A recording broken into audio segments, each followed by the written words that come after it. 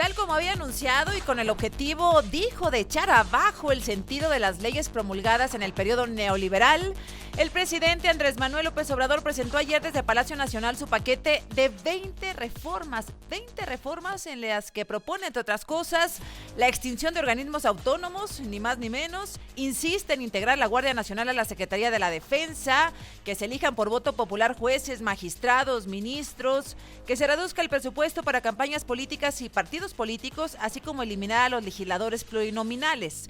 Dice que hay que reducir de 500 a 300 el número de diputados y de 128 a 64 el número de senadores. Esto lo hace el presidente, enviar 20 iniciativas de reformas a tan solo 8 meses de que concluya su gobierno, en pleno proceso electoral y sabiendo que no cuenta con los votos suficientes en el Congreso. El presidente quiere su propia constitución.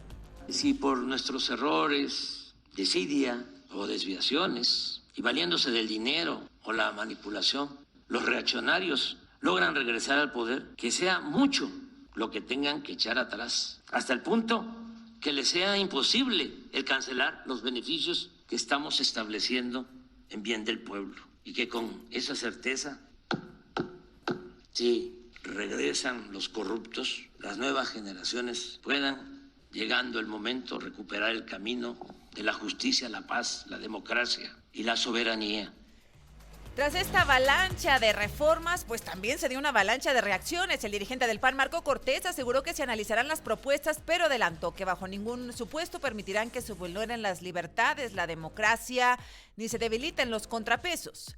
En el PRI calificaron como un despropósito que en el Día de la Constitución se anuncie la intención de atentar contra las instituciones y advierten que si Morena se empeña en consumar la regresión, no cuenten con ellos. El dirigente del PRD, Jesús Zambrano, calificó las propuestas como pura demagogia, regresivas y un atentado contra la división de poderes. Y vinieron más reacciones y muestras de preocupación por la intención del presidente de desaparecer los organismos autónomos. Por ejemplo, el INAI aclaró que sus funciones no pueden ser absorbidas por ningún poder, por lo que analizarán las acciones a emprender.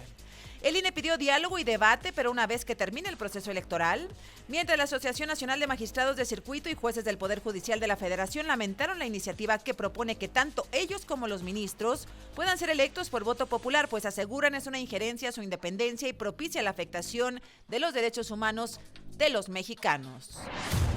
Más temprano se celebró en Querétaro el aniversario de la promulgación de la Constitución. Los grandes ausentes fueron el presidente Andrés Manuel López Obrador y la ministra de la Suprema Corte, Norma Piña, con lo que la ceremonia mostró de nuevo el muy evidente ya rompimiento de López Obrador con el Poder Judicial e incluso con la oposición en el Legislativo, pues fue él quien anunció que no acudiría a la ceremonia. El Poder Judicial fue representado por el ministro Alberto Pérez Dayán, cuya presencia ya llevaba un mensaje, pues fue él quien votó contra la ley eléctrica del presidente y por ello Morena pretende iniciarle un juicio político. Pérez Dayán recordó que no hay nada por encima de la Constitución. Por encima de la Constitución no hay poder alguno, nada ni nadie. No permitamos que esto se olvide o se confunda.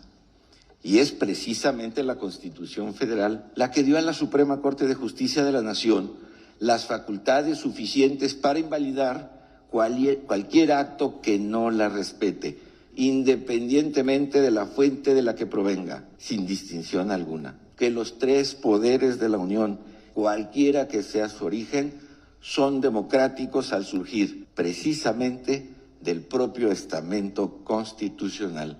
Aquí ninguno es más democrático que el otro.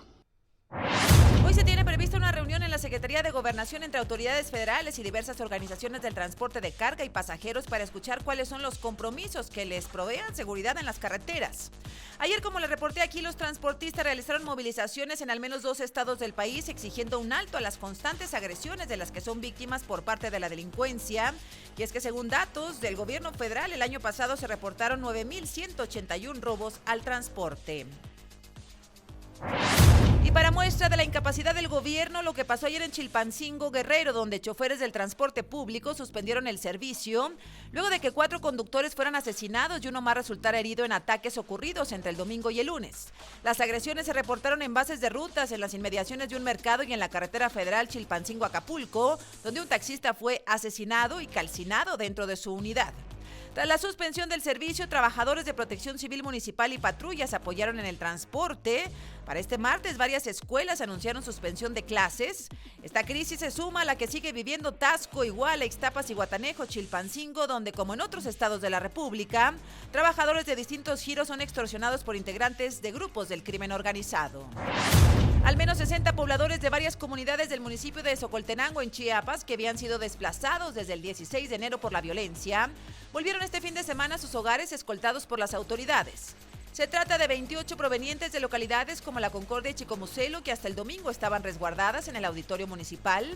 Elementos de Protección Civil y Policía Estatal los acercaron al embarcadero de La Angostura, desde donde fueron trasladados en lanchas y acercados a sus hogares.